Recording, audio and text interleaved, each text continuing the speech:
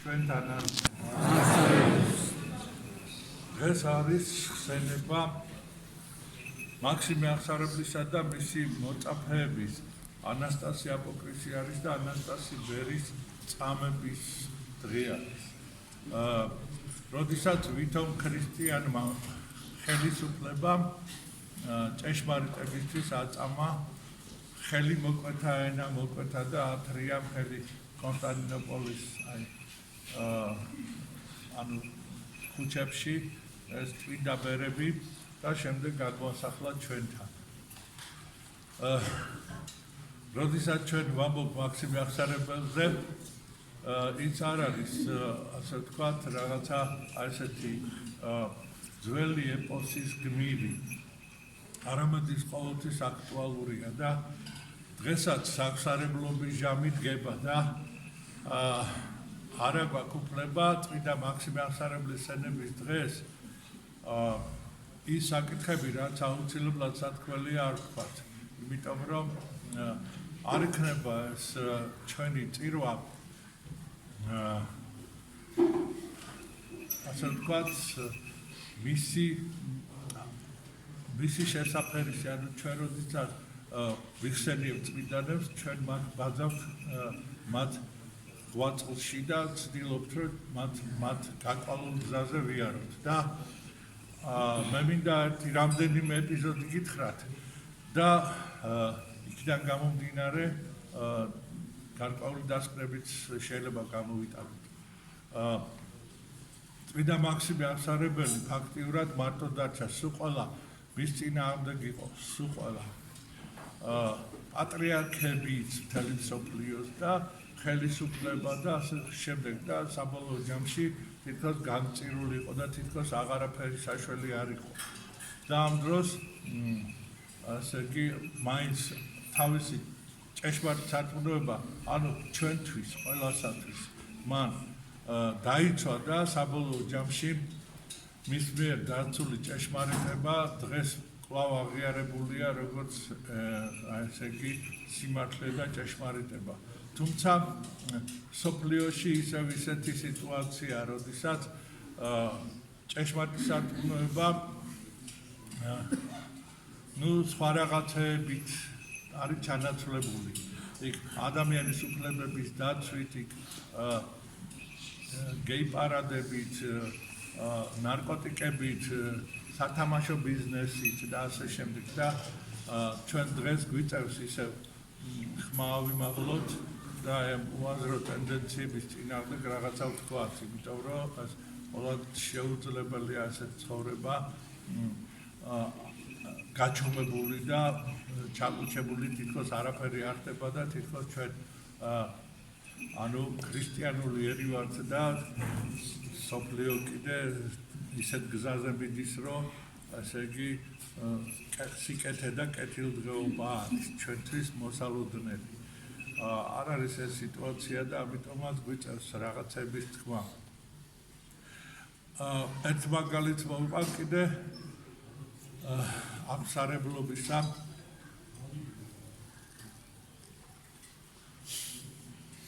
როდესაც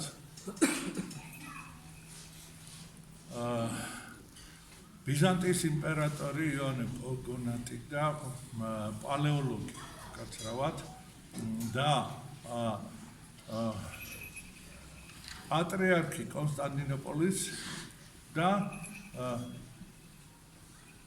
პრინციპში მთელი მართლმადიდებელი ეკლესიის მღვდელმთავრების დიდი ნაწილი ჩავიდნენ და ეხლენ რომის პაპს ფერარაში და შემდეგ ფლორენციაში და დიდი ასე იგი ძალისხმევა გაწია იმპერატორმა, რომ ასე იგი მომხდარიყო კათოლიკებთან შერიგება და შეეცადნენ, რომ თავიდან შეეცადნენ, რომ ეს მომხდარიყო სარწმუნოების ჭეშმარიტებაზე დაფუძნებული შერიგება. და აღმოჩნდა, რომ ასეთი შერიგება შეუძლებელი იყო, მე გადაწყვიტეს, რომ რაც არ დაждობოდათ, მაინც შერიგებოდნენ და შედეგი ის გამოვიდა, რომ კონსტანტინოპოლის პატრიარქი გარდაიცვალა ფლორენციაში, სანამ მოაწერდა ხელს იმ უნიას, რომელშიც ცნობდა რომის პაპს, ასე იგი ეკლესიის მეთაურად და ასე შემდეგ, სხვადასხვა დოგმატების აღიარებას და ასე შემდეგ. და იქ გარდაიცვალა დღესაც ფლორენციაში დასვენებული ის, რა ქვია, კონსტანტინოპოლის მაშინდელი პატრიარქი. ხელი ვერ მოასწრო, ვერ მოაწერა, მოკვდა მანამ. ამათ მოაწერეს თითქმის ყველა. განსაკუთრებით იაქტიურა რუსეთის ისიდორემ და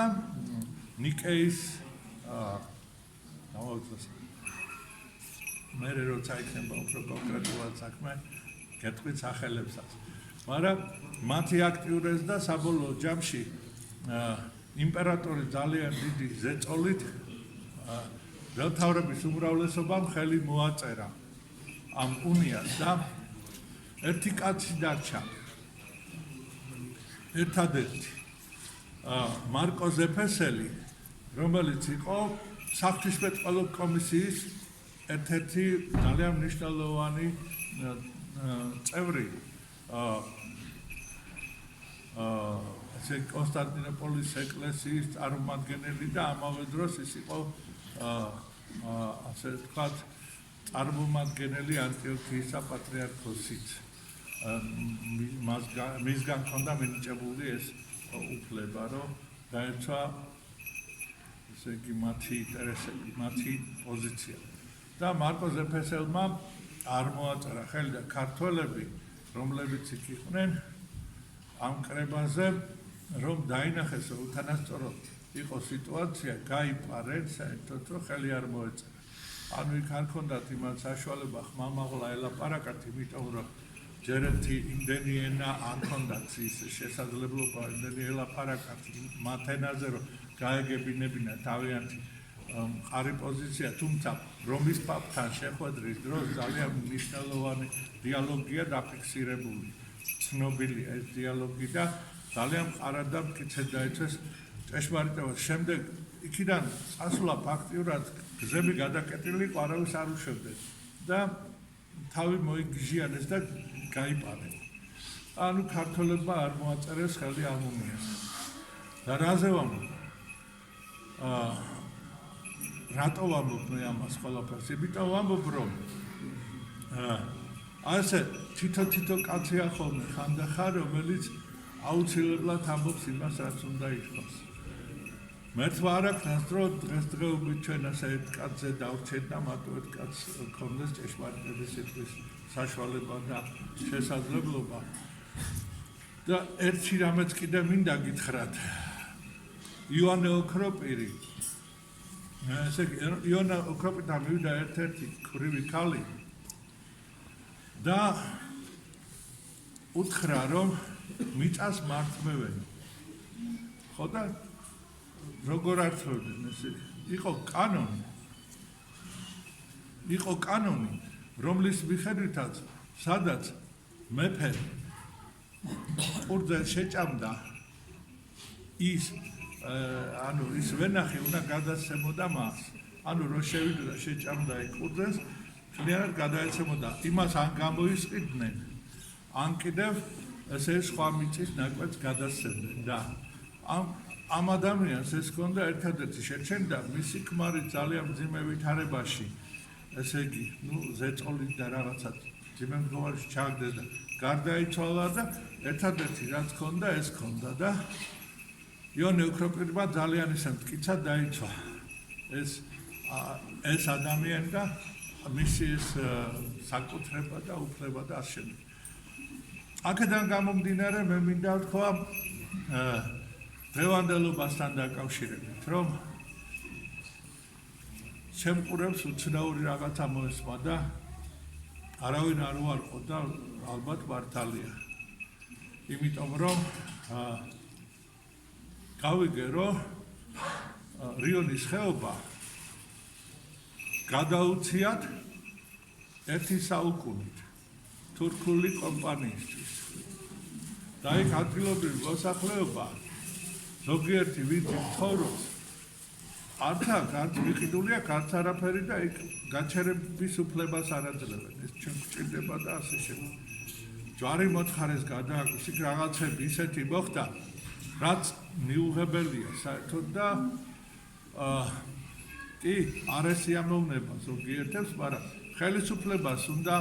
დაუსვათ კითხვა და პასუხი უნდა გაგცენ მართალია რომ 99 წლით გაასხვისეთ რიონის ხეობა და რიონის ხეობის დიდი ნაწილი ეს მართალია გავირმა აი ნორმალ გარკვევით გაგცეს პასუხი მე ამას ვამბობ ხმამაღლა დაიდება ალბათ და გადასცემენ ახლა მე ამას გამიზნულად ლაპარაკობ იმიტომ რომ ეს ამის დამალვა არ შეიძლება და ერთი საუკუნეც რას ნიშნავს არც ერთი არ ყოფია ეს პატარა ბავშვები ვინც არის არავინ ცოცხალი არ იქნება როდესაც დაგვიბრუნებენ თუ არა არავინ არ იცის და რა ისეთი ენერგოდამოუკიდებლობა უნდა მოვიპოვოთ რომ პირდაპირ კარგავთ ესე იგი მთელი ხეობის ესე ვთქვათ ფლობის უფლებას და რაღაც გადაეცემა ერთი საუკუნით რაღაც კომპანიას რომელიც არ ვიცი მე რა პირობებით სარგებლობს ამ მიწებით რა საკეთე ხა რო აშენებს რა თუნდა 100 წელი შენებლობას და ის კიდე ხეობის გადაცემა ამას არ ჭირდება არის რაღაც ადგილები როცა ვინმე აშენებს გასაგებია ეს სადაც აშენებს რასაც გააშენებს შეიძლება რაღაცა პირობით გადაეცემა ამიტომ პასუხი გჭირდება მეორე ჩემი პარკის ტერიტორიაზე სადაც მოსახლეობას ეკნება სურვილი ჯვარი აღმართოს გაძლევთ ლოცვა-კურთხევას აღმართოთ ჯვარი ნებისმიერ ადგილზე ჩვენს ეპარქიაში გაძლევთ ლოცვა-კურთხევა ახლა გზაზე არ აღმართოთ ჩვენ ისე სადაც ნორმალურად იქნება ჯვარი აღმართეთ და გლები აკურთხებენ მაგ ჯვარს ჯვრებს და დიახ ჯვარი არის დასაცავი ჩვენი ჯვარი არის ფარველი ჩვენი ჯვარი არის იარაღი ჩვენი როცა ჩვენ სხვა გზა არ აგვაქვს ჩვენ თავს ვიცავთ ჯვრით ქრისტიანები და მადლობა უფალს და დავიცავთ ბოლომდე მე მინდა თანაგზნობა თანადგომა გამოუცხადო რიონის ხეობის მოსახლეობას რომელიც არაფერს ცუდს არ ითხოვს იღწვის და იბრძვის იმისათვის რომ ჩვენ ვიცოდეთ ნათლად რა ინტერესები ტრიალებს იმ ხეობაში და რა ესეთი ფესი უნდა აშენდეს ისეთი რომელსაც ჭირდება 99 წლით აი მთელი ხეობის ესე იგი გადაცემა და რა უნდა იყოს ამის შედეგი და რა მოგება უნდა ვნახოთ ჩვენ მე ამას ვამბობ არა პოლიტიკური თვალსაზრისით არამედ აი მიყვები მათ ყავს ვინც მანამდე რაღაცას ამბობდა თუნდაც ივანე ოქროპირი რომ იმ ქრივის მიწას იცავდა მეც ასე ვიცავ იმ ქრივების და იმ ობლების და იმ დაჩაგრული მოსახლეობის ტერიტორიებთან მიწებს რომელიც თქვათ მათ გაუგებარი მიზნებით ჩამოართვეს და ასე შემდეგ და ნუ ვისაც არ ჩამოართვეს იმან თვითონ აგოს პასუხი თავის მოქმედებებზე და ვინც ართმევს კიდე იმანაც აგოს პასუხი თავის მოქმედებებზე და მე არავითარ შემთხვევაში მხოლოდ იმაზე უკვე აღარ ვლაპარაკობ რომ არ არის გარკვევით ნათქვამი და დასაბუთებული რა შეიძლება მოყვეს 100 სიმაღლის კაშხალის შენებლობას ნამოხვანზე და ზემოთ კიდე ტვიშის შენებლო ტვიშიხესის რომელიც ამის ერთ-ერთი ნაწილია ამ ხესის რა შედეგი მოგვაქვს ჩვენ უნდა მატერიალურად რას მოვიგებთ ტარიფში მოვიგებთ რაში მოვიგებთ ქართველები ან კიდე რამდენი ელექტროენერგია გამოიმუშავება ეს ერთი საკითხი მეორე საკითხი რა დაინგრევა და რა ფარავს ზარალი ფარავს თუ ესე იგი მოგება ფარავს მაგრამ 99 წლით ამხელა ტერიტორიის გადაცემა ეს მე ვფიქრობ ყველა ფარგლებს გადადის და აქ აღარაფერი ესე იგი ნუ არ ვიცი გასარკვევი არ არის ეს ზუსტად უნდა აგვიხსნან რატო ხდება ასეთი რამე იმიტომ რომ ეს უკვე ძალიან რთული ვითარებაა და თუ ესე იგი ჩვენგან ვერც ერთი ვერ მოესწრება იმის გადმოცემას რა ასეთი პირობა არის რომ ჩვენ რას ვიგებთ ასეც რომ ვერც ერთი ჩვენთაგანი საქართველოს აი ესეთი ულამაზესი ხეობის ესე იგი დაბრუნებას ვერ მოვესწრებით ყველა იმ დროისთვის გადაიც თუ პატარა ბავშვები რო არიან ისინიც კი ვერ მოესწრებიან შეიძლება ვინმე 120 წელი იცხოვროს მერტმა ძალა მისცეს და შეიძლება იმათ ნახონეს გადმოცემა და ისიც არ ვიცით შეიძლება ისე მოხდეს რომ არც არაფერი არ გადმოგცენ და ისეთ გაბეჭავებულები ვიყოთ რომ უკვე ხმის ამოღებაც აღარ შეგვიძლია ამიტომ დღეს სანამ შეგვიძლია ხმა ამოვიღოთ მანამდე ვამბობთ და მე ვნახოთ რა იქნება გავყვებით მაქსიმე აღსარებლის ყავს და რაც სათქმელია ვამბობთ იმიტომ რომ მანერად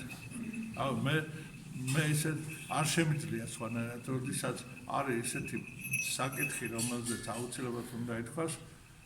მე ვიტყვი და ვისაც უნდა დამეთანხმოს ვისაც არ დამეთანხმოს მაგრამ ეს არ არის ხელისაწევით მე მომხრე ვარ მე წინააღმდეგი ვარ ამას ჭირდება დასაბუთება პასუხისგებლობა საბუთები რატო გადასცენ 99 წლით ეს ხება რატო უნდა გადასცენ რა მიზეზით რა მიზანი აქვს რა პირობებით ეს ყველაფერი უნდა ვიცოდეთ რატო გადაეცემა იქ უნდა ვიცოდეთ ზუსტად მოსახლეობის პირობები როგორ იქნება რანაირად იქნება რა მოგება ექნება ამ ეს რა წაგება ექნება ეს არის ძალიან მნიშვნელოვანი რამე და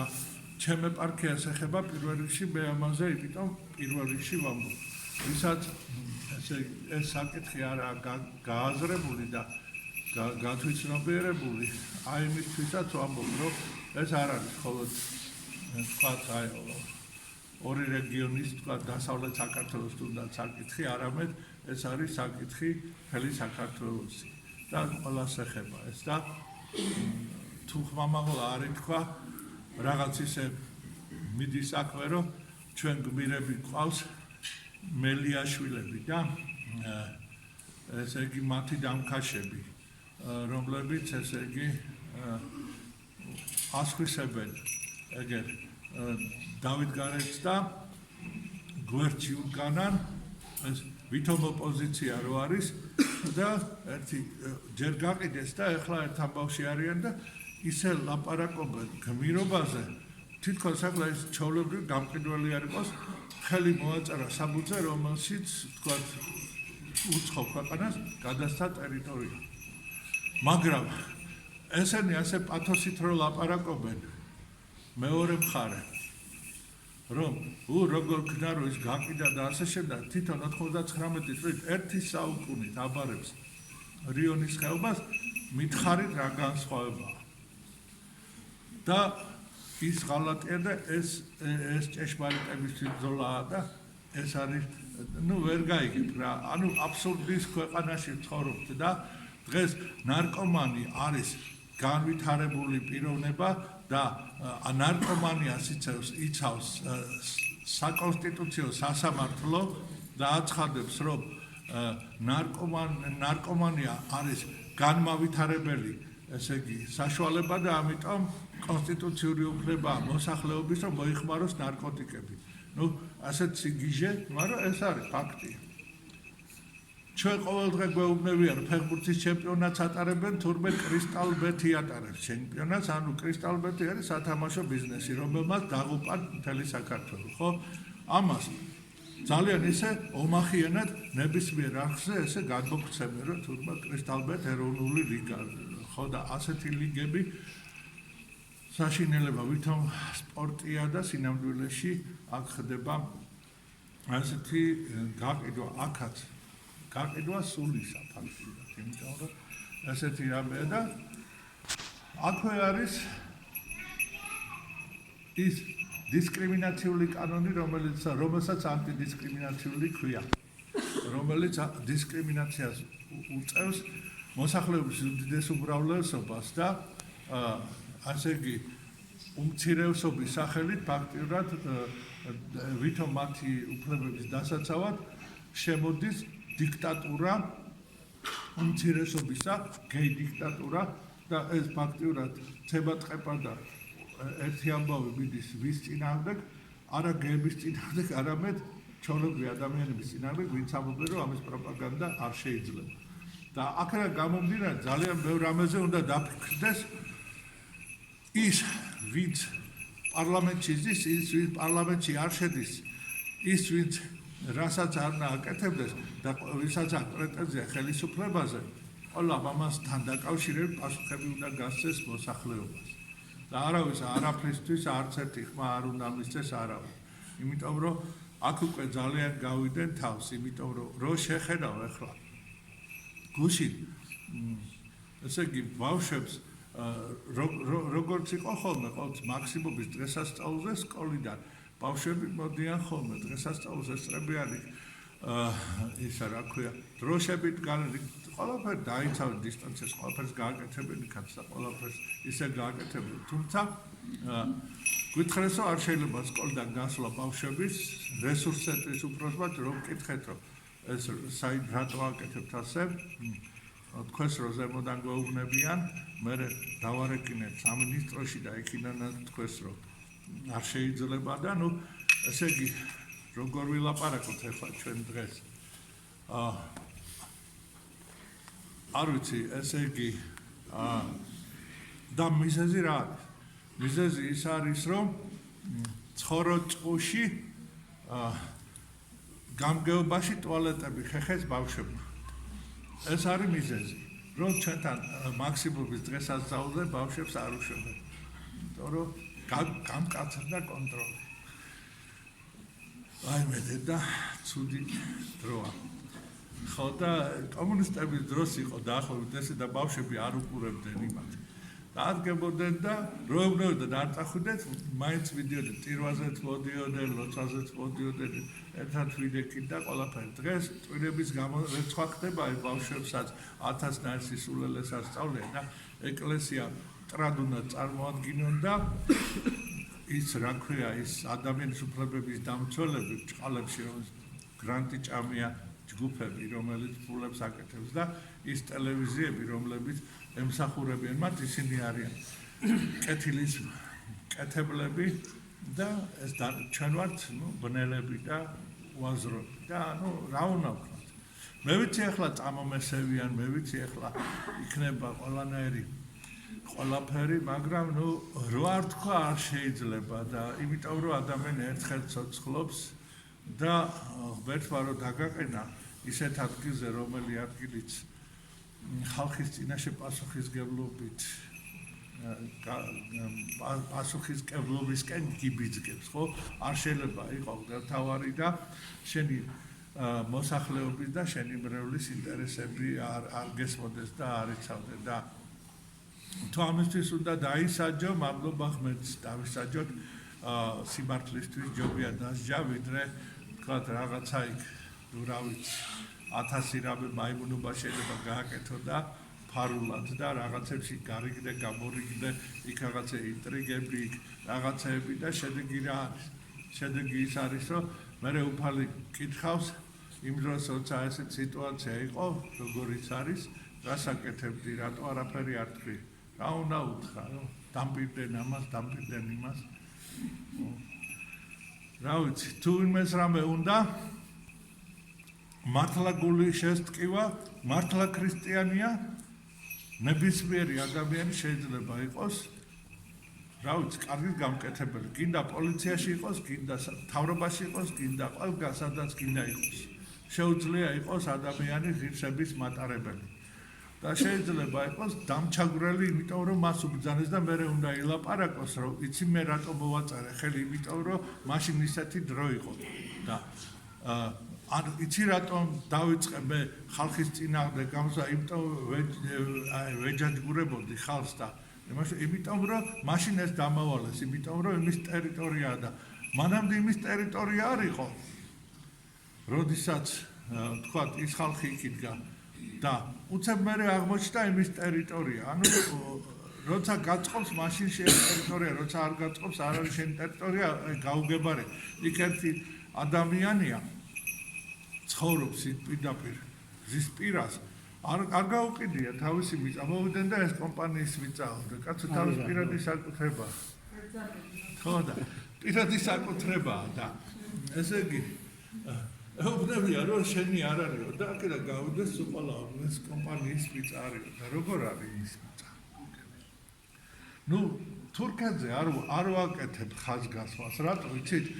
თუ კარგ საქმეს აკეთებს, თურქმაც გააკეთოს კარგი საქმე და თქვა შეიძლება რომ თურქულ რამე კომპანიას საქართველოს ტერიტორიაზე რამე კარგი რამის გაკეთება შეეძლოს. არავინ არ ამბობს იმას რომ თურქობის გამო ჩვენ მათ წინააღმდეგ რამეს ვამბობ. უბრალოდ არის თავიდან ბოლომდე უკანონობა და არა თურქული კომპანიის გამო,